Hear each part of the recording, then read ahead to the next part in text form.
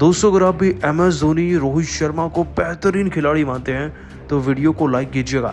दोस्तों, सीजन के पहले मैच की पहली गेंद पर छक्का जड़कर शुरुआत करने वाले अपने करियर की समीर रिजवी ने अब ऐसा करने पर धोनी पर बड़ा खुलासा कर दिया है और कुछ ऐसा कहा कि सुनकर ना आपको यकीन नहीं होगा अपने कानों पर। आखिरकार क्या बोले समीर रिजवी, उनके बयान का पूरा वीडियो आपके सामने रखने जा रहे हैं। लेकिन उससे पहले आप सभी को क्या लगता है, समीर रिजवी और पांड्या में बेहतर कौन है? नीचे कमेंट कीजिएगा। दोस्तों, IPL 2024 के बैक टू बैक 2 मुकाबले जीतकर CSK की टीम ने इतिहास ही रच दिया है। आपको बता दें कि पहले RCB की टीम को हराकर दूसरा मुकाबला ऋतुराज गायकवाड़ की सेना ने शुभमन गिल के साथ किया। गुजरात की टीम चेन्नई तो पहुंच गई, लेकिन लगता है कि चेन्नई का होमवर्क करना भूल गई थी। दोस्तों, टॉस भले ही गिल ने जीता, लेकिन जीतने का जुनून CSK की टीम में अपने घर में ज्यादा तो होगा ही। टॉस जीतकर गिल ने चुनी पहले गेंदबाजी, लेकिन इसी गेंदबाजी के जवाब में CSK के खिलाड़ियों की दहाड़ इतनी ज्यादा तेज थी कि दोस्तों गुजरात की टीम बुरी तरीके से डर चुकी थी, बौखला चुकी थी, क्योंकि सबने इतनी खतरनाक बल्लेबाजी कर दी कि मैच में चेन्नई की टीम की जीत तो वहीं मुकर्रर हो गई थी। कप्तान ऋतुराज गायकवाड़ बड़ी तेज तर्रार 40 से ज्यादा रन की पारी खेल गए। उधर सचिन रविंद्र के बारे में तो पूछिए मत, 20 गेंदों में 46 रन ठोक कर गया ये खिलाड़ी। तो वहीं दोस्तों शिवम दुबे भी 50 से ज्यादा रन बनाकर गए और अपनी पारी में 5 छक्के लगाकर गए थे ये भी। और बचे हुए काम को पूरा किया समीर रिजवी ने 2 छक्के लगाकर, जिसके चलते दोस्तों 207 का टारगेट दिया गया। जाहिर सी बात है, इतना बड़ा टारगेट किसी और के घर में चेज करना आसान बात तो नहीं है।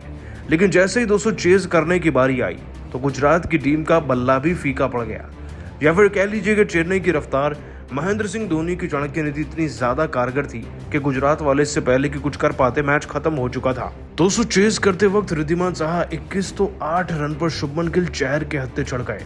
इसके बाद बाकी खिलाड़ियों में सबसे ज्यादा रन साई सुदर्शन के थे, जो 37 रन बनाकर गए, और बाकी सब तो 10-11 पर आउट हो गए, जिसके चलते चेन्नई की टीम बहुत बड़े मार्जिन 63 रन से इस मैच को जीत कर अपने नाम कर गई। चेन्नई की टीम की धांसू जीत के बाद पॉइंट्स टेबल में तो बदलाव हुए ही हैं। साथ ही दोस्तों ऋतुराज गायकवाड़ इकलौते ऐसे कप्तान बन गए हैं जिनकी team back to back 2 matches जीतकर पॉइंट्स टेबल को फिलहाल टॉप कर रही है। लेकिन दोस्तों चेन्नई की टीम भले ही आगे चलकर जीत गई, परंतु जीत के बाद भी एक ही खिलाड़ी की बात हर जगह थी, और वो है समीर रिजवी, जिन्हें 8 करोड़ में चेन्नई ने खरीदा है। दोस्तों, इस खिलाड़ी ने भी बवाल मचा दिया था, 2 छक्के लगाए थे और फिर 6 गेंद में 14 रन बनाकर गई है, जो अंतिम पलों में काफी अहम हो सकते थे। हालांकि दोस्तों समीर रिजवी ने खुलासा कर दिया है कि आखिरकार उन्होंने ऐसे छक्का लगाकर ही क्यों सीजन की शुरुआत करी, और इसमें धोनी भी शामिल थे। उनके बयान में उन्होंने जो कहा वो सुनकर आप भी तंग रहने वाले हैं। दोस्तों, आपको बता दें कि समीर रिजवी ने अपने बयान में खास तौर पर धोनी को मेंशन करते हुए कहा, चेन्नई जैसी टीम के लिए खेलना अपने आप में किसी सपने से कम नहीं है।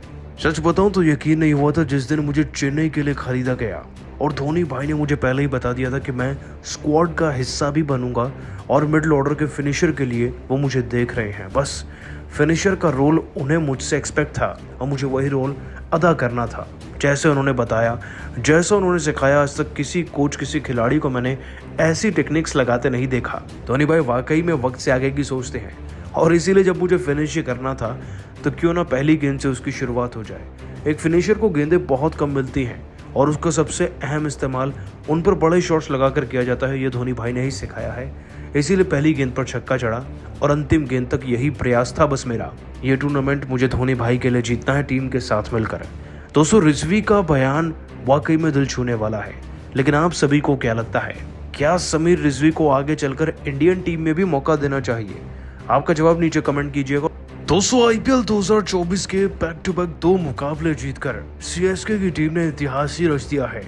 आपको बता दें कि पहले RCB की टीम को हराकर दूसरा मुकाबला ऋतुराज गायकवाड़ की सेना ने शुभमन गिल के साथ किया। गुजरात की टीम चेन्नई तो पहुंच गई, लेकिन लगता है कि चेन्नई का होमवर्क करना भूल गई थी। दोस्तों, टॉस भले ही गिल ने जीता, लेकिन जीतने का जुनून CSK की टीम में अपने घर में ज्यादा तो होगा ही। टॉस जीतकर गिल ने चुनी पहले गेंदबाजी, लेकिन इसी गेंदबाजी के जवाब में CSK के खिलाड़ियों की दहाड़ इतनी ज्यादा तेज थी कि दोस्तों गुजरात की टीम बुरी तरीके से डर चुकी थी, बौखला चुकी थी, क्योंकि सबने इतनी खतरनाक बल्लेबाजी कर दी कि मैच में चेन्नई की टीम की जीत तो वहीं मुकर्रर हो गई थी। कप्तान ऋतुराज गायकवाड़ बड़ी तेज तर्रार 40 से ज्यादा रन की पारी खेल गए। उधर सचिन रविंद्र के बारे में तो पूछिए ही मत, 20 गेंदों में 46 रन ठोक कर गया ये खिलाड़ी। तो वहीं दोस्तों शिवम दुबे भी 50 से ज्यादा रन बनाकर गए और अपनी पारी में 5 छक्के लगाकर गए थे ये भी। और बचे हुए काम को पूरा किया समीर रिजवी ने 2 छक्के लगाकर, जिसके चलते 207 का टारगेट दिया गया। जाहिर सी बात है, इतना बड़ा टारगेट किसी और के घर में चेज करना आसान बात तो नहीं है। लेकिन जैसे ही दोस्तों चेज करने की बारी आई तो गुजरात की टीम का बल्ला भी फीका पड़ गया, या फिर कह लीजिए कि चेन्नई की रफ्तार महेंद्र सिंह धोनी की चाणक्य नीति इतनी ज्यादा कारगर थी कि गुजरात वाले इससे पहले कि कुछ कर पाते मैच खत्म हो चुका था। दोस्तों चेज करते वक्त रिद्धिमान साहा 21 तो 8 रन पर शुभमन गिल चहर के हत्थे चढ़ गए। इसके बाद बाकी खिलाड़ियों में सबसे ज्यादा रन साई सुदर्शन के थे जो 37 रन बनाकर गए, और बाकी सब तो 10-11 पर आउट हो गए, जिसके चलते चेन्नई की टीम बहुत बड़े मार्जिन 63 रन से इस मैच को जीत कर अपने नाम कर गई। चेन्नई की टीम की धांसू जीत के बाद पॉइंट्स टेबल में तो बदलाव हुए ही हैं।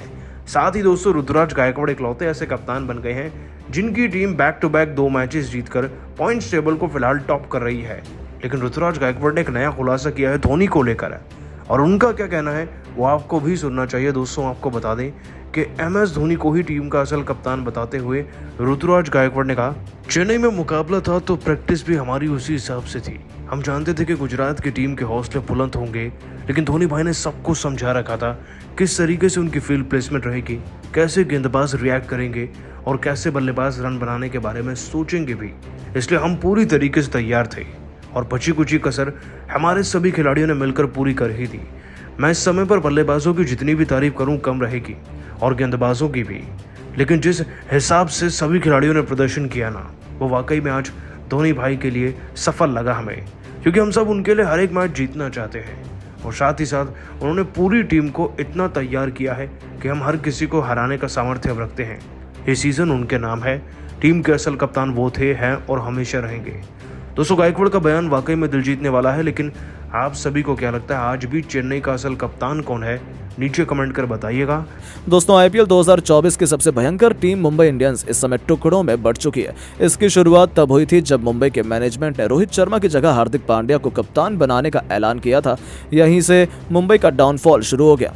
मुंबई के फैंस ही मुंबई के कट्टर दुश्मन बन गए। हार्दिक पांड्या का जमकर विरोध हुआ, यहां तक कि गुजरात के खिलाफ जब हार्दिक ने अपने IPL 2024 के पहले मैच में मुंबई को लेकर उतरे तब उन्हें जमकर खरी खोटी सुननी पड़ी। फैंस ने तो उनकी तुलना कुत्ते से कर दी थी। छपरी छपरी और भी न जाने कितने अभद्र नारों से उनका स्वागत अहमदाबाद में किया गया, जिसका गुस्सा साथ हार्दिक पांड्या ने तो रोहित शर्मा पर ही उतारने की सबसे बड़ी गलती कर दी। जी हां दोस्तों, एक तरफ तो हार्दिक पांड्या को गाली सुनने को मिल रही थी, दूसरी तरफ उनकी पुरानी टीम ने शुभमन गिल के नेतृत्व में मुंबई इंडियंस को अंत में बुरी तरीके से हरा दिया और रोहित की मेहनत पर हार्दिक की गलती से पानी फेर दिया। बस फिर क्या था, मुंबई के फैंस का पारा 7वें आसमान पर था। हार्दिक पांड्या को भी यह सब बर्दाश्त नहीं हुआ और जब ड्रेसिंग रूम में रोहित शर्मा हार्दिक से बात करने आए और उन्हें समझाने गए, तब हार्दिक पांड्या तो रोहित शर्मा से बदतमीजी करने लगे। उन्होंने रोहित शर्मा को कुछ अभद्र बातें तक बक दी और उनके गलत तरीके से बात करने लगे। वो सीनियर और जूनियर का सारा लिहाज भूल गए थे। बस फिर क्या था, यहाँ तो रोहित शर्मा का भी गुस्सा फूट पड़ा। उन्होंने पहले हार्दिक को काफी समझाने की कोशिश की, लेकिन हार्दिक तो कप्तान बनने के घमंड में चूर थे। उन्होंने मैदान में भी रोहित शर्मा से बदतमीजी की थी और अब ड्रेसिंग रूम में भी उनकी वही गलती थी, जिसके बाद तो रोहित शर्मा ने भी उन्हें जमकर फटकार लगा दी। इन दोनों खिलाड़ियों के बीच बात काफी बढ़ चुकी थी, यहाँ तक कि बीच बचाव में मुंबई के साथी खिलाड़ियों को भी आना पड़ा था। उन्होंने उन दोनों को अलग किया और उसके बाद तो ये दोनों एक दूसरे की नजरों में भी नहीं मिला रहे थे।